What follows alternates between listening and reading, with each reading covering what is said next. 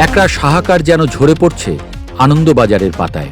সংবাদ মাধ্যমটি নিজেই বলছে বিপদে পড়েছেন ভারতের ব্যবসায়ীরা, আর সেই বিপদ থেকেই বাঁচাতে পারে একমাত্র বাংলাদেশ। মাত্র 1 বছর আগেই যে বাংলাদেশকে কোণঠাসা করার পরিকল্পনা নিয়ে সীমান্তে কড়াকড়ি, বাণিজ্যে বাধা আর রাজনৈতিক চাপ প্রয়োগ করছিল নরেন্দ্র মোদীর সরকার, আজ সেই বাংলাদেশই হয়ে উঠেছে ভারতের বাণিজ্য উদ্ধারের শেষ ভরসা। 1 বছরের মধ্যেই উল্টে গেছে পাশার দান। ঘটনা হচ্ছে, আমেরিকার প্রেসিডেন্ট ডোনাল্ড ট্রাম্প ভারতীয় পণ্যের উপর মোট 50% শুল্ক আরোপের হুঁশিয়ারি দিয়েছেন। ইতিমধ্যেই 25% শুল্ক বসানো হয়েছে এবং আগস্টের শেষ দিকে সেই হার দ্বিগুণ হয়ে যেতে পারে। ফলে মার্কিন বাজারে ভারতের ব্যবসায়ীরা কার্যত ধ্বংসের মুখে। অন্যদিকে বাংলাদেশের পণ্যে মার্কিন শুল্ক এখন মাত্র 20%। ফলে আমেরিকার ক্রেতারা স্বাভাবিকভাবেই সস্তায় বিকল্প খুঁজতে শুরু করেছেন। আনন্দবাজারের স্বীকারোক্তি অনুযায়ী ভারতের বাতিল হওয়া বরাত এখন বাংলাদেশের হাতে চলে যাচ্ছে। একসময়ের প্রতিদ্বন্দ্বী দেশকে ঘুরপথে ভরসা করতে হচ্ছে ভারতীয় ব্যবসায়ীদের। বহু মার্কিন ক্রেতা বাংলাদেশের তৈরি পোশাক শিল্পের সঙ্গে নতুন করে সম্পর্ক গড়ে তুলছেন। এই অবস্থায় ভারতের বড় ব্যবসায়ীরা চাচ্ছেন বাংলাদেশের রপ্তানিকারকদের সঙ্গে সম্পর্ক করে তাদের পণ্য বাংলাদেশ থেকে রপ্তানি করতে। বাংলাদেশের সংবাদ মাধ্যম প্রথম আলোকে উদ্ধৃত করে আনন্দবাজার জানিয়েছে, বাংলাদেশে পোশাকের অর্ডার গত বছরের তুলনায় কয়েক গুণ বেড়ে গেছে।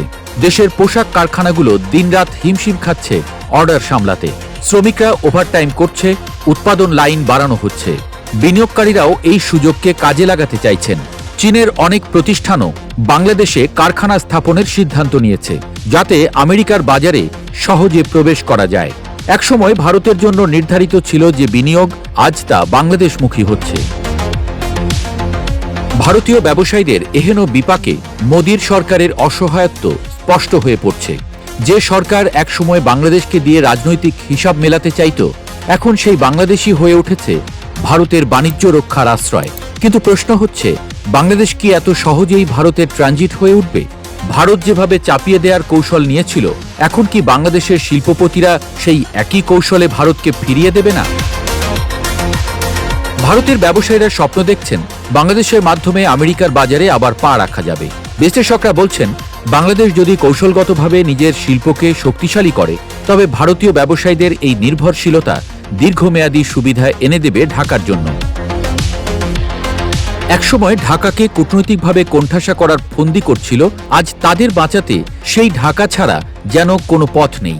ভারতের ব্যবসায়ীরা তাই হাহাকার করে বলছেন, আমাদের বিপদ থেকে উদ্ধার করতে পারে একমাত্র বাংলাদেশ। কিন্তু বাংলাদেশ কি সত্যিই তাদের হাত বাড়াবে, নাকি এবার নিজের শক্তিকে কাজে লাগিয়ে প্রতিদ্বন্দ্বী প্রতিবেশীকে বাজার থেকে ছিটকে দেওয়ার দিকেই এগোবে? এটাই এখন সবচেয়ে বড় প্রশ্ন।